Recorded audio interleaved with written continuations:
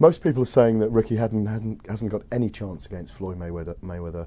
And if you look at the individual skills of both boxers, you'd probably have to agree with that.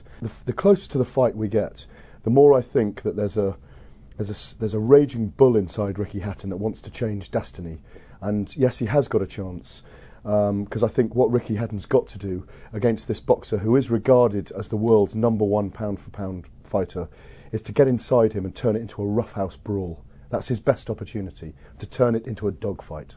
Ricky Hatton has fought at 147 pounds, 10 stone 7, the welterweight limit, before, but he only had 7 weeks' notice. And those extra pounds that he put on, I'm told by his nutritionalist, Kerry Kays, that instead of putting it on nutritionally, Ricky just went out there and thought he could have Chinese chicken in the evening.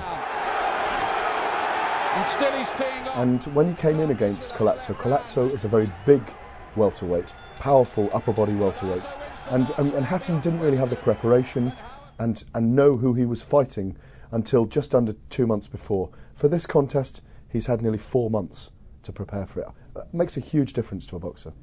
Carlos Mauser, peculiar fight for Ricky Hatton. Carlos Mauser is the kind of guy that makes most boxers look awful. He's a stand-up fighter, his head's backwards, he throws rangy punches, and let's be honest, he's considered, people have avoided Mauser in their careers because he's such an awkward fighter. He's like a street brawler, really, without the kicks. And Ricky Hatton took a while, but he dismantled him eventually, and the knockout was phenomenal in the 9th round. Oh, he's got him with a left hook! Huge left hook! Paul Axis Mauser in the 9th round! Can he get up from that? You know, you can be the best fighter in the world until you've, topped the bill in Vegas, until you've walked down the strip of Vegas and seen your name up in lights. You haven't lived as a boxer. It's just the pinnacle. I mean, it's the capital of the world for entertainment, not only just boxing. You look at all the big stars, the names are all up in lights. I mean, when I boxed in January, I was laughing my head off. I was walking down the strip and Celine Dion come up and Tom Jones and Elton John, and then my head popped up on the screen, and I just laughed my knackers off. It was absolutely brilliant, and to be honest, you've made it in boxing when you see your name up in lights, really. Jose Luis Castillo fight.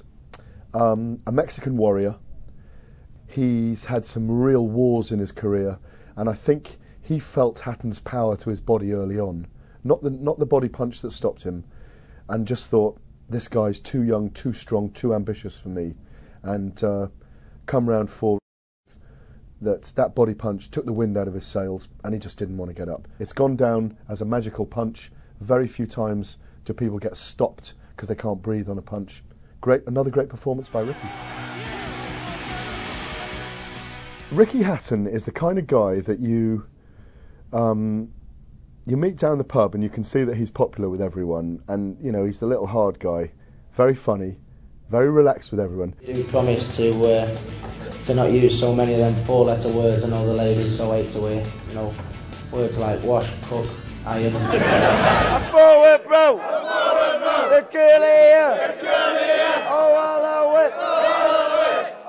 I went up to see his last open day before he went to Vegas a couple of weeks ago, and I went up to Manchester and I got a taxi from the station there to his gym, and the guy that picked me up, the taxi driver, was saying that when he saw Ricky Hatton, his brother and his trainer Kerry Kays come through the airport after his fight in June in Vegas with Jose Luis Castillo, and instead of being picked up in a limo or a flash taxi, he was picked up in a beaten old transit van, and that's Ricky through and through. One of his mates picked him up. He's the people's hero, and that is why he is loved. That's why 10,000 people are going over there. Some people say it's as many as 25,000 people, because he is a guy who, doesn't matter how much he earns from fighting, he is still one of the people, and he's the people's champion, and I think he always will be. I think Hatton will be out of the ring by the time he's 30. 3 or 4 more fights, and that'll be the end of it. Ricky doesn't live in the best possible way between fights. He calls him, he's been called Vicky Fatton. He's called Fatton between fights.